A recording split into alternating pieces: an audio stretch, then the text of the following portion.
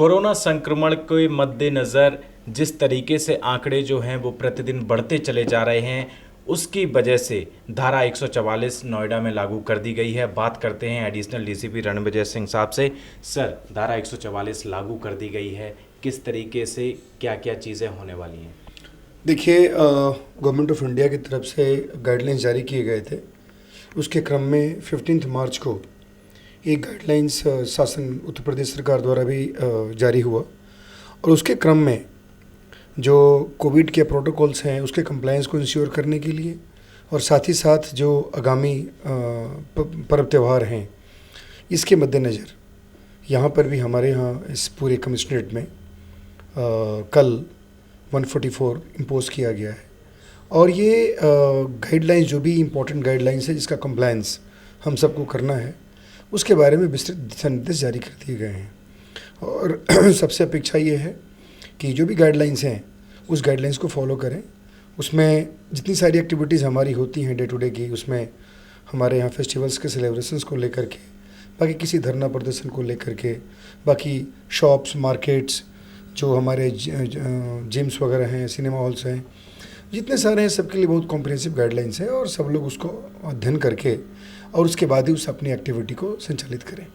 तो ये हम लोगों ने जारी कर दिया है और ये सब लोगों के लिए उपलब्ध भी है और मुझे लगता है कि सब लोग अपनी गतिविधियों को उसी के अनुसार सुनिश्चित कराएं। 144 का अगर कोई उल्लंघन करता है तो क्या धाराएं लगाई जाएंगी? देखिए, 144 के वायलेशन में हम लोग सेक्शन 188 में कार्रवाई करते हैं और जो भी गाइडलाइंस है उसके गाइडलाइंस के हिसाब से अगर कहीं वायलेशन मिलेगा तो 188 में कार्रवाई होगी। और ये गाइडलाइंस जितने सारे पूर्ववर्ती गाइडलाइंस हैं उससे अलग है, तो उसको भी हमें पढ़ लेना चाहिए। हम लोग कभी मिस इंटरप्रेट भी कर लेते हैं चीज़ों को, तो मेरा सबसे आग्रह है, अनुरोध है कि एक बार जो गाइडलाइंस अभी लेटेस्ट गाइडलाइंस है गवर्नमेंट ऑफ इंडिया की उसको पढ़ लें, उसके हिसाब से अपना आचरण करें। एक आखिरी सवाल सर, पिछली साल की बात करें तो मार्च का ही महीना था जब कोविड-19 के केसेस इतने ज़्यादा बड़े थे, लॉकडाउन हुआ था। दिल्ली एनसीआर का क्षेत्र है, ये कई प्रदेशों से लोग आते हैं जाते हैं, क्या उसको लेकर भी कुछ तैयारी आने वाले समय में हो सकती है? देखिए, अभी पुराना जो सिचुएशन था उससे उसकी तरह बात तो अभी नहीं है। आपने देखा होगा कि बहुत सारे इसका जो इम्पैक्ट है, जो इफ़ेक्ट है वो भी डिफरेंट है। वैक्सीनेशन चल रहा है, लगातार चल रहा है, सब लोग वैक्सीनेट हो रहे हैं, तो ऐसे कंडीशन में सिचुएशन डिफरेंट है। एट द सेम टाइम जो स्थिति अभी लेटेस्ट पोजीशन देखी गई है उसके हिसाब से गाइडलाइन जारी किए गए हैं और मुझे लगता है कि कोई इस तरह की अगर स्थिति आती है कि पुनः बहुत विशेष सतर्कता की आवश्यकता है तो उसका भी गाइडलाइंस का ध्यान रखा जाएगा और उसको भी इम्प्लीमेंट कराएंगे हम लोग। लेकिन एज ऑफ नाउ अभी ऐसे कोई बात नहीं है। देखिए, मैं बड़ा स्पष्ट बताना चाहूँगा, किसी भी मुद्दे पे पैनिक होने की ज़रूरत कभी नहीं होनी चाहिए। सभी लोगों को पहले, जैसे अभी जो गाइडलाइंस गवर्नमेंट तो जनरली गाइडलाइंस जारी करती है कुछ चीज़ों के जो आकलन होते हैं उसके आधार पे, उसको एक बार पढ़ लेने की आवश्यकता है।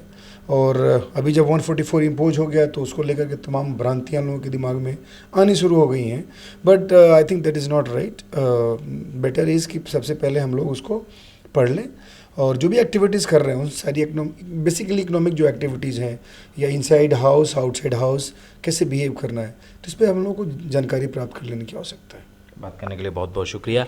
तो ये थे रणविजय सिंह साहब, जिनका साफ तौर पर कहना है कि धारा 144 जो है वो यहाँ पर नोएडा में लागू कर दी गई है और जो भी इसका उल्लंघन करता है तो कानून के हिसाब से उसके खिलाफ सख्त कार्रवाई की जाएगी। कैमरा पर्सन पंकज के साथ नोएडा से हृदय यादव, न्यूज़ पॉइंट।